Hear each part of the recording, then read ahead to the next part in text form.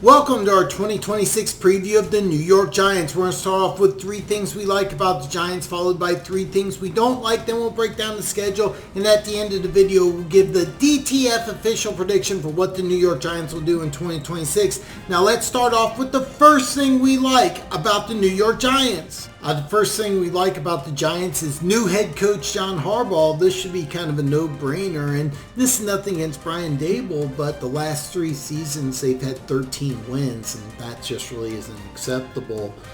John Harbaugh in his 18 seasons as an NFL head coach has only had 3 losing seasons, and he does have a Super Bowl win, so you have a highly probable Hall of Fame head coach taken over for a guy who's won 13 games his last 3 years. There's nothing that cannot be looked at as an upside here. The second thing we like about the New York Giants is they have pass rushers galore. Overall, last season, the Giants had 38 sacks, but the potential this year for a lot more is definitely available. You have Brian Burns, who returns, who had 16 and a half sacks, and Abdul Carter, who started the season real slow but ended strong, had 4 sacks. He'll definitely improve on that this season, barring injury. Kayvon Thibodeau is playing for a new contract, and we've seen this happen when you have very talented players go into a contract year. Big things could happen, so Thibodeau's a guy who could have a big season. But then you get the 5th overall pick in Arvell Reese. He had 6.5 sacks last season at Ohio State, so I don't see any way, barring extreme injuries, that the Giants won't improve on the 38 sacks they had last season. The defense may not be great, but it should definitely be better than it was last season. And the third thing we like about the Giants is that this team's going to be bigger and appears, thanks to Harbaugh, more physical in 2026. Now I'm making this video on the heels of the Giants signing Najee Harris, a 245-pound running back. But even before Harris signed with the Giants, they seem to be more bigger and physical all around. Now you lose Dexter Lawrence, but you add DJ Reader and Leke Fodu. Both of them tip the scales around 330. Then Shelby Harris, he's about 290. Last year's leading tackler, Bobby Aruke, I'm butchering that name. He's on the smaller side, but he's replaced by Tremaine Edmonds, who goes about 255, 260. Arvell Reese played at around 245 last year. He could easily get up to around 250. So your front 7 is definitely bigger even after losing Dexter Lawrence. And then offensively, you add Patrick Ricard, who is a 300-pound fullback, and then you drafted Francis Malioga in the first round, a 330-pound offensive lineman. He played tackle at Miami year 1. He's going to slide inside the guard. So now, last year, neither the offense or defense was very good for the Giants. But this year, they're at the very least, they're going to be bigger and more physical, like the team Harbaugh had in Baltimore. And so you have that to look forward to as a Giants fan in 2026. Now, just to recap the 3 things we like, we have Harbaugh as head coach, a plethora of pass rushers, and you're bigger and more physical this year. Now, 3 things we don't like about the Giants.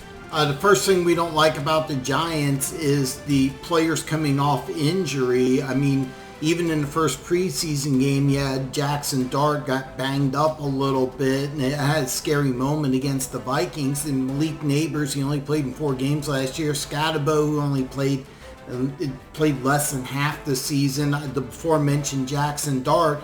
Your best player on the team's probably Andrew Thomas.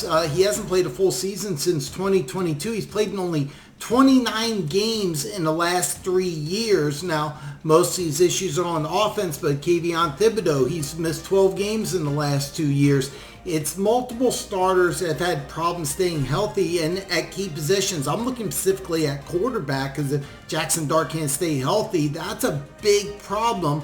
But if you keep signing players who can't play, you're not going to win a lot of games. And this goes hand in hand with the second thing we don't like, and that is we're not fond of the receiving core. Now, with the healthy Neighbors, this receiving core isn't bad, but The thing is, though, who's the number 2 receiver? Wendell Robinson almost doubled last year's number 2 receiver. That's Theo Johnson, and almost tripled the number 3 receiver. That's Darius Slayton. So Slayton going to the season as the number 2 receiver. Now you brought in Isaiah Likely, who's shown flashes of greatness, but he's been the number 2 tight end in Baltimore for a while.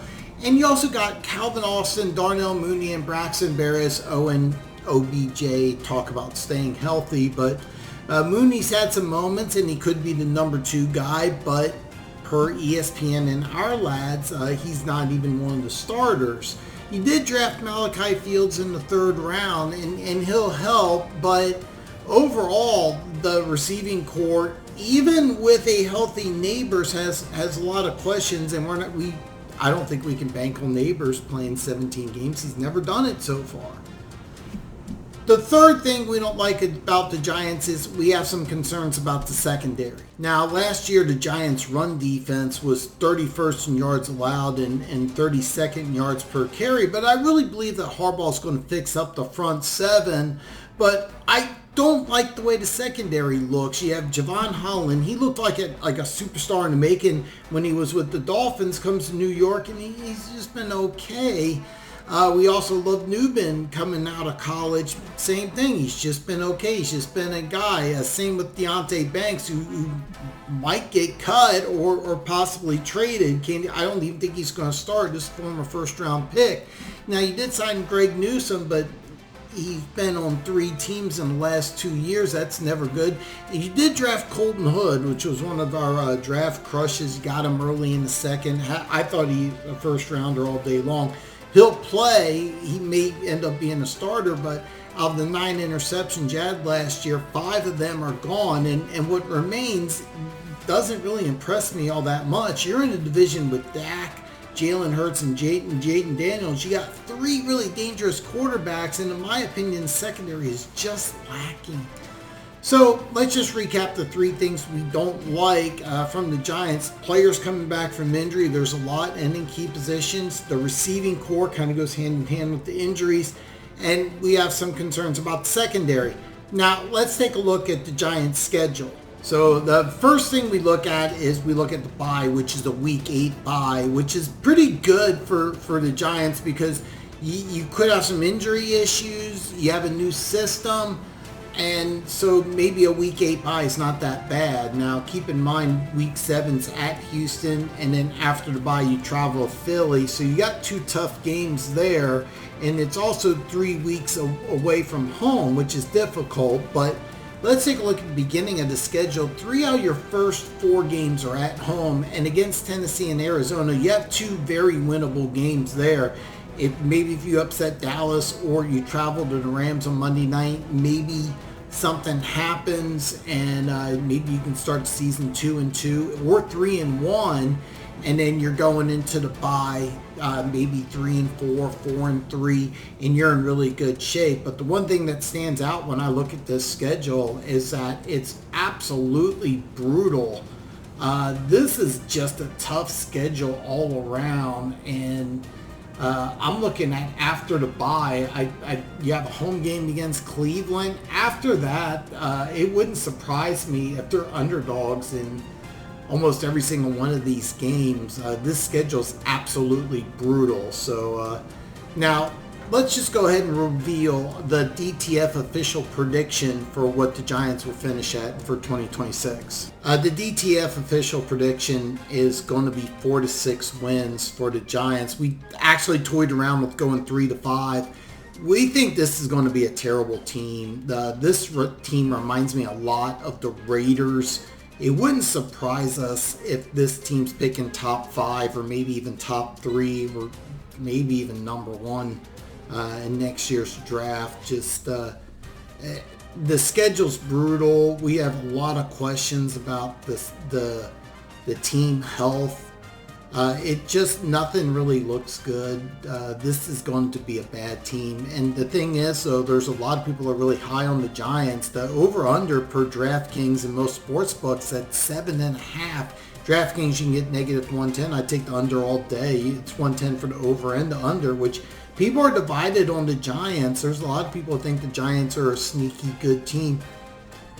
We're tempted to say 3-5, but we're going to go 4-6, and that's our official position. Now, next up is going to be the Cleveland Browns. So we hope to see you back, hopefully, very soon. Check out all 32 previews. They're coming. Again, we want to see you back, hopefully, really soon.